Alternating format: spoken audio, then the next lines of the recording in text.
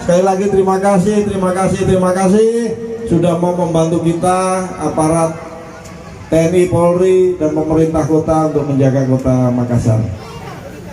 Kalau ada anggota polisi saya yang nakal, boleh lapor ke Pak Kapolsek. Setiap hari Kapolsek menerima teman-teman semua.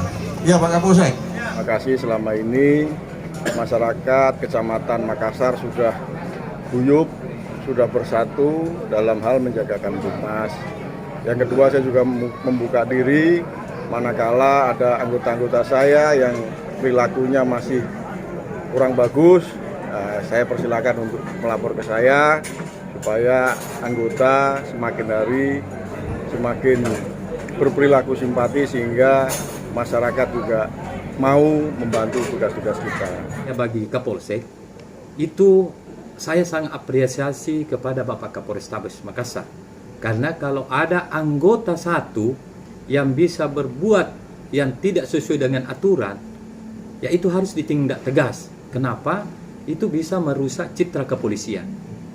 Saya selalu dan apresiasi kepada Bapak Kapolrestabes, dan kami dari bawahan ini tingkat Polsek sangat mendukung. Jadi kalau ada anggota yang memang melakukan pelanggaran-pelanggaran, baik pelanggaran di pidana atau disiplin, kami akan laporkan ke pimpinan secara berjenjang.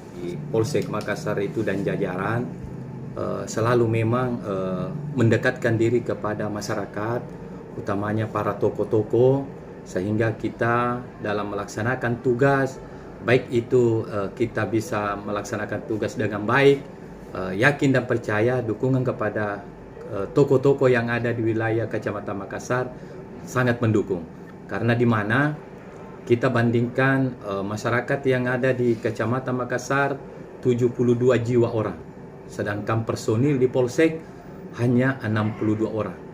Kalau kita rasio dibandingkan 1:1000, makanya itu saya dari Kapolsek Makassar mengundang masyarakat, tokoh-tokoh untuk berkolaborasi dengan kami pihak kepolisian, utamanya Polsek Makassar, untuk membantu Harkaptipmas. Karena tanpa bantuan dari para tokoh-tokoh yang ada di Kecamatan Makassar, yakin dan percaya polisi tidak mampu.